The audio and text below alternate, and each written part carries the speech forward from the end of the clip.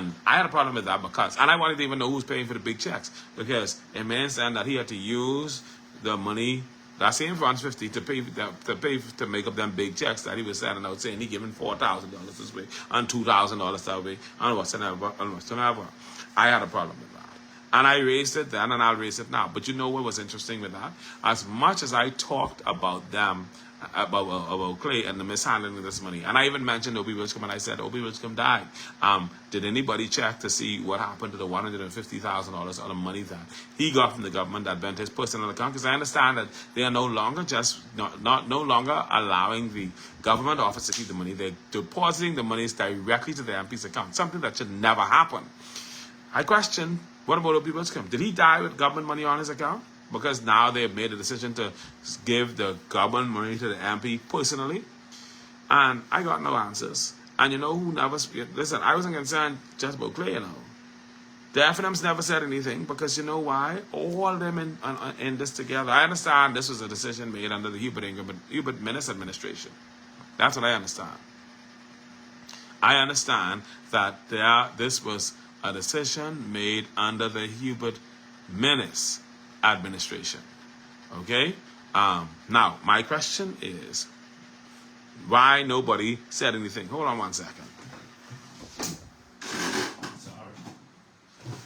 My question is, why nobody is saying anything? Not PLPs, not FNMs, especially not FNMs, who should be raising a concern.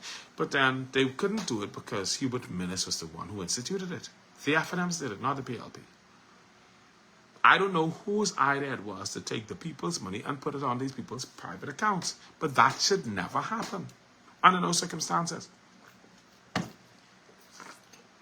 I remember the days of Picewell Forbes, when Picewell had to reach out to the administrator to get access to the money, or to apply for whatever, and the money was the money was sorted out through the administrator's office.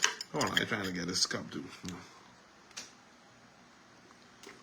The money was applied through the administrator's office, and the administrator would govern the spending to ensure that the public treasury had their records on this money and how it's being used. They ain't doing that no more. The people paying out of their personal accounts, and I don't know who's accounting to the government for it. It's just being written off as $150,000 handed over to an MP. Our money. And nobody, not PLP or FNM, is saying anything. How in the hell you giving MPs $150,000 of the Bahamian people's money every quarter? Every quarter. And you're not accounting or having any system in place to ensure that that money is being used or spent properly. How in the hell? How you doing that? You serious?